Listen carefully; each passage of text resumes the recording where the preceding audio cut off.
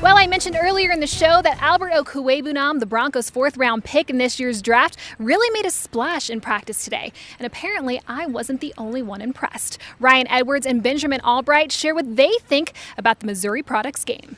Okay, thanks, Alexis. Ben, let's talk about today's practice, day 11, 12. Basically, we'll just talk about Friday's practice. How's that sound? Sounds like a plan. So have you noticed a little bit of a trend sometimes with the offense in these practices?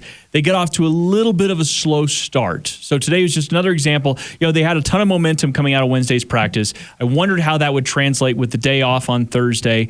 But then on Friday, so Tuesday was actually the last practice. Wednesday, they were officially off. Thursday was the day that they protested, and then today they had practice. But it was a little bit of a slow start mixed in with an interception early on to A.J. Bouye. What did you notice in the early parts of practice? Are you noticing the same trend? It does kind of seem like they take a little bit to get going. I'm not going to say it's sluggishness. Sometimes it's just getting in a rhythm, and it does feel like that it takes them a minute to get going. I don't know why that is, particularly. It didn't seem like that last year. As a matter of fact, on the field, the offense was better on the script and early than they were later. So, we'll kind of check that out, keep an eye on that, and see where it goes. They warmed up a little bit later, and I thought they were hitting on most cylinders a little later on. Wasn't the best practice for the offense today, but they had some good moments. They definitely had some good moments, highlighted by Albert Okwuegbunam, who once again makes spectacular catches. Had a beautiful over-the-shoulder catch on a seam route for a touchdown during 7-on-7. That was on Kareem Jackson. And later on, had a touchdown in the corner of the end zone in team. I feel like a broken record here on Albert Okwuegbunam, but man, this guy every single day makes some kind of spectacular play. Not always great in the blocking, but when it comes to the pass catching, boy, he is he goes toe-to-toe with anybody else out there. Well, he makes the spectacular look easy, which is always a good thing. He has the potential to be a special player. The problem is he makes the routine look very hard at times. Concentration drops on easy passes that he should not have, and the blocking is subpar at this point. I mean, he's just not ready to be an every down inline, tight end.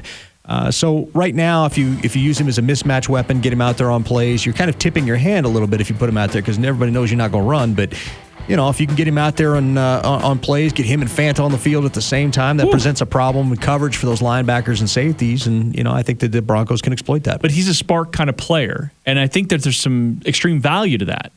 Yeah, there is. And anytime you can bring a guy in who presents an additional mismatch, that's always a good thing. You can look back to before all the off-field and everything else, when the Patriots were bringing out Rob Gronkowski and Aaron Hernandez, it was a nightmare for people to try to cover. And I think you get a little bit of that. Not that I'm comparing Fant to Gronk, but you get the idea.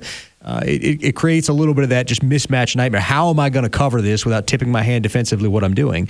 And so, I think the Broncos can exploit that. They just need to coach him up and make sure he doesn't have these concentration issues on the short and easy stuff and get him to where he needs to be as a blocker. There's another trend I noticed with the offense, and this is more with Locke, but I noticed how he tends to do better when the scenarios seem a little more real. When he gets a chance to scramble out and try to make a play. He had a beautiful pass to Jerry Jeudy at kind of mid-portion of the practice where he got to scramble out to his right because Jarrell Casey was in pursuit.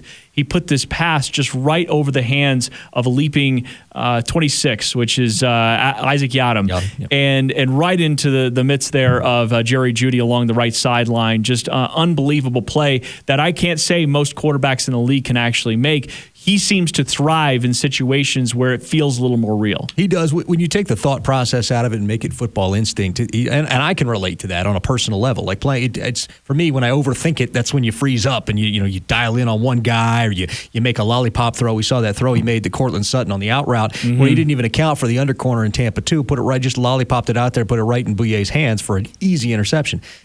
Drew Lock is a rhythm and an instinct football player, and I think that they need to work to create more of those scenarios in practice so that he gets in good habits of doing that rather than doing things like that easy interception that was just a head scratcher. Right. So let's talk about that for 2 seconds here, because there is a certain amount of trying to simulate in practice, but then you also want him to work on the things that he's not good at, right? Well, yes, you want to put him in a position to work on the things that he's not good at, but I think you need to give him more of a simulated game experience. Anytime you see him in 5s and 7s, that's where you see the bulk of his mistakes because he's just holding on to the ball too long or trying, because there's no pass rush. He doesn't have to operate on football instinct. And so what you want to do is you want to try to create good habits in football instinct. How do you do that?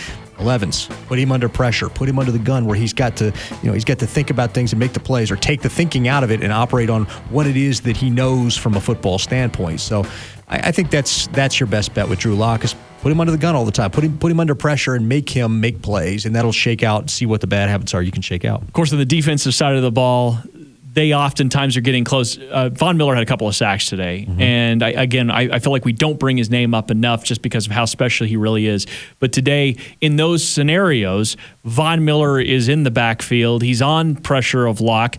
There was a move that was pretty funny, actually, because Drew Lock tried to shake and bake Von Miller at one point on a little bit of a scramble. That didn't go very well. Yeah, that's never going to work for Drew. Drew's got a little bit of speed to him, and we saw that. There was a couple of scramble plays that he made there. He's got a little speed to him, and he'll take advantage of that at times this year. But the idea that you're going to juke Von Miller out was not well thought out ahead of time by Drew Lock, and would not have ended favorably in a regular season game. Lloyd Cushenberry continued to his work at the center position. Feels more and more like that's going to be the case. Today we actually got to see DeMar Dotson get a series at right tackle. What did you notice? The very first snap, he and Nick Vannett false started, and it's non-familiarity and everything else with what's going on, because he's been practicing mostly with the third teamers. He's a mountain of a man, I'll say that. Man, my goodness, that guy is huge. And it's noticeable when he's standing next to guys like Vannett and offensive linemen like Glasgow, which is saying something. But there's still some conditioning issues. There's still some speed and quickness issues as far as that goes. I think he's going to be the backup right tackle most likely. Elijah will probably be the starter.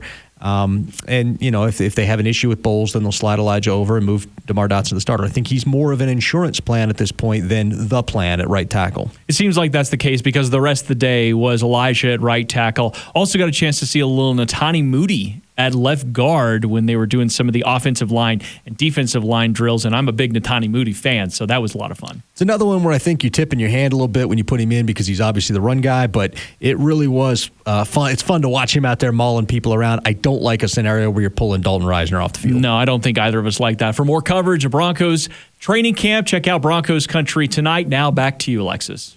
Well, that does it for this Day 11 edition of Training Camp tonight, but be sure to tune in tomorrow night to Channel 9 for 4 quarters with the Denver Broncos at 6:30. I will be joined by James Palmer from the NFL Network, Hall of Famer Steve Atwater, and legendary voice of your Denver Broncos on KOA Radio, Dave Logan, to recap the first couple weeks of training camp. Also, be sure to tune in to KOA Radio coverage for tomorrow's stadium practice starting at 3 o'clock. Then tune in for a recap of the practice at 7 o'clock on KTVD Channel 20 with Rod Mackey, Chad Brown, and Mike Kliss. We will be back with another edition of Training Camp tonight on Monday. Have a great weekend, Broncos Country.